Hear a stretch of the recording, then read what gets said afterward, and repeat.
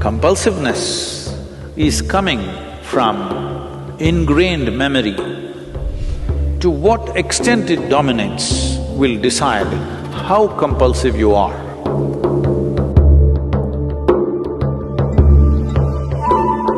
Don't try to counter it, don't try to forcefully beat it.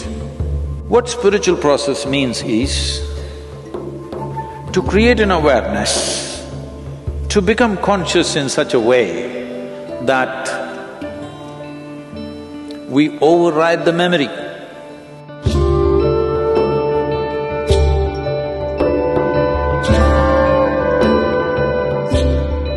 My question is about compulsion, eating compulsion, drug compulsion, feeding compulsion, every compulsion in life, and how this is connected with a lot of noise and disturbing that we have inside.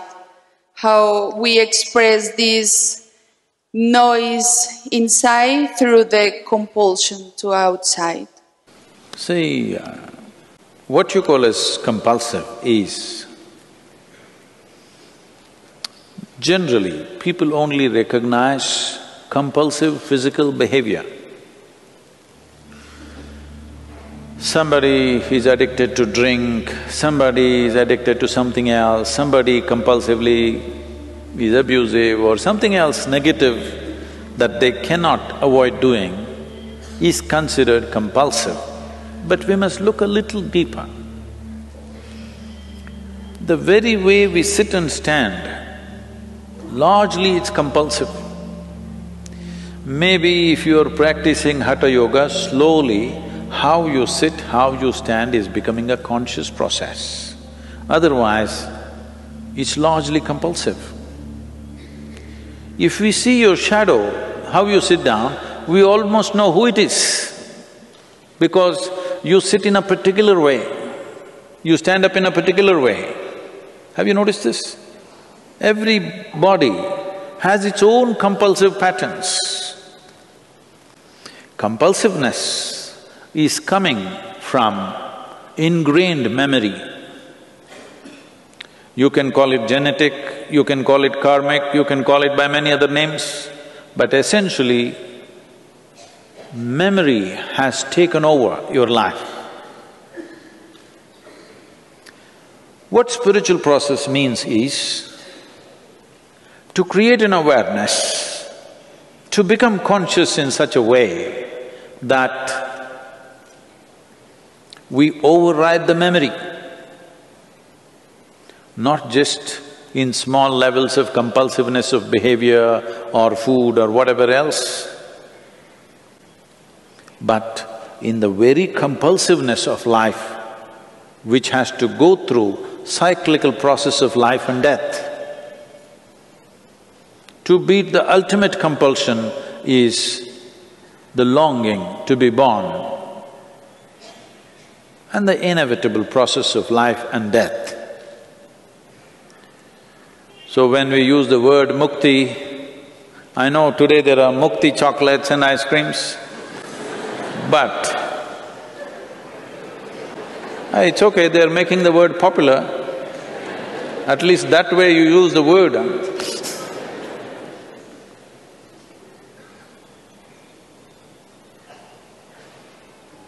So, essentially compulsiveness means something is going cyclical. You are not able to beat the cyclical movement that's happening within you, either psychologically, emotionally, energy-wise or physically in your behavior patterns. Maybe you are noticing only the behavioral patterns, the compulsive nature of your behavior. You are not noticing the compulsive nature of your thought unless it becomes very acute, compulsive nature of your emotion, compulsive nature of the way the energy patterns move, and above all, the compulsive nature of your very existence. Every aspect of life is influenced by memory. To what extent it dominates will decide how compulsive you are. It is like… I think I said this some time ago.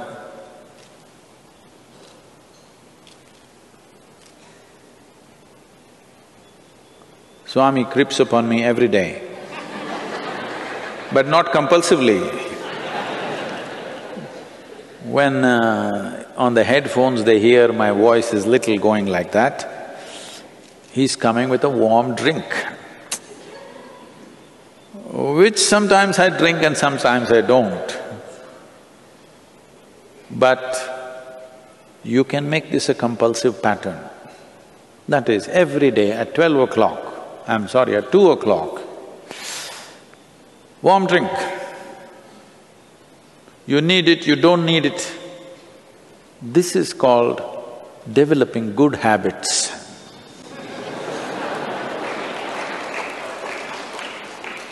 There are no good habits. All habits are bad because habit means you're trying to operate in a compulsive pattern. When you feel thirsty, you drink water. No, not like that. Doctor tells you every day 3 liters of water, half the time you are in the pee place.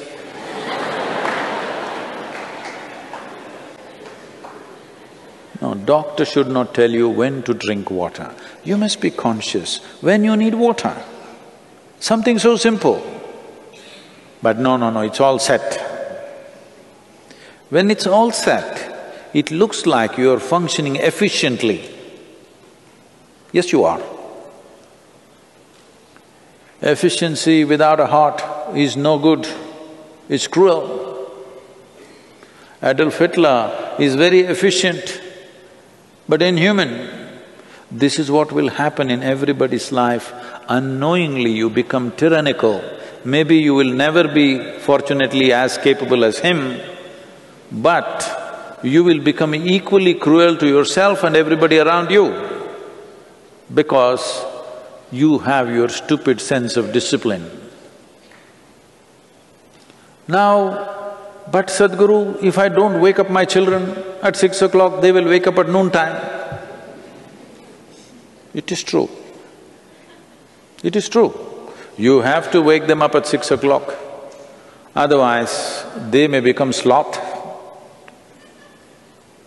So this is a fine game. Life is a fine game. If you want to do it in a crude way, you can do it. But if you want to do it well, it's a fine game. The same thing can be done in many different ways. So, Sadhguru, how do I wake up my children, Sadhguru? In a conscious way, at 6 o'clock in the morning, because they have to go to school at 7. Well, there are many situations in the world which not entirely our making, but we have to sync with it. Otherwise, we will become disaligned with everything. We have to wake up the child to send him to school at 7. This happened. At 7 o'clock, not 6, a mother came for the 10th time since early morning and shook her son, "Wake up, you need to go to school." He said, "Mama, nobody likes me in school. The teachers don't like me. The rest of the staff don't like me. The bus drivers hate me. I don't want to go to school."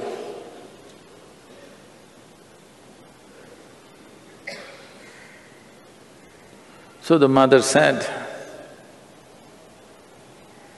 "No, you must be responsible, you have to go to the school. After all, you are the principal."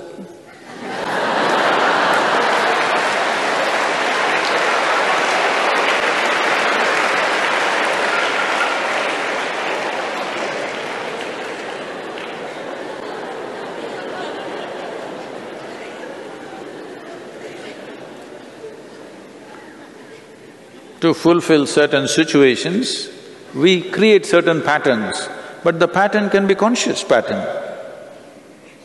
It may be a rigid pattern, but a conscious pattern for a period of time to fulfill certain situations. But it need not become a part of our system. If you go with the rhythms of nature, naturally some things will happen in certain ways. Isn't that also compulsive? That every year in the month of June, monsoon should come. Is that not compulsive? It is. That is the nature that is the physical nature of the existence. It is by patterns, set patterns. Unfortunately, even the monsoons are becoming a bit conscious and not coming.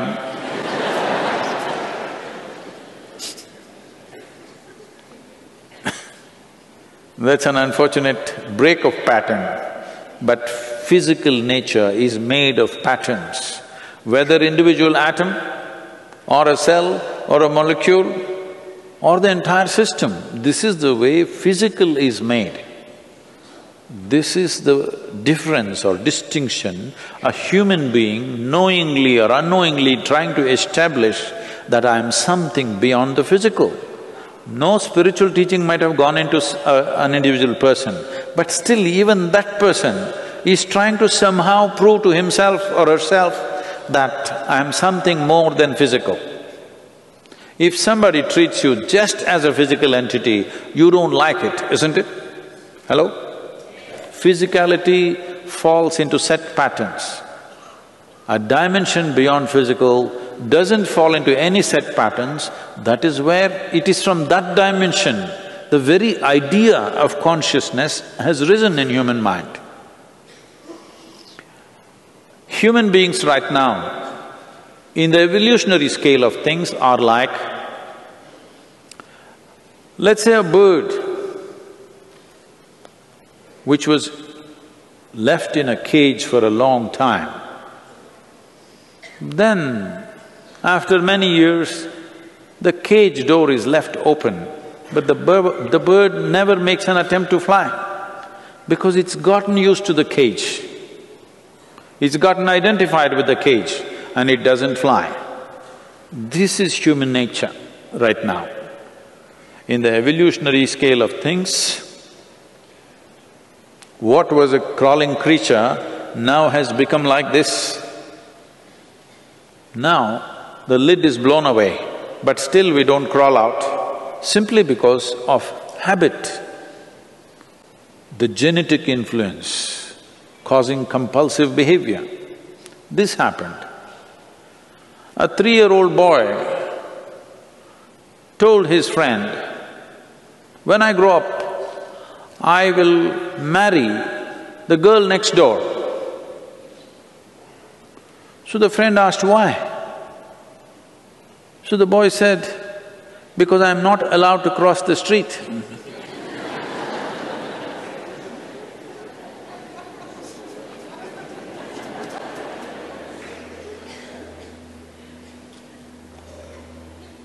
So, compulsiveness, don't try to counter it, don't try to forcefully beat it. You just have to become conscious. This is like the light and darkness business. You don't fight with the darkness, that will be foolish. Compulsiveness is an expression of lack of consciousness. You don't have to fight it. If you become more conscious, compulsive patterns will just disappear.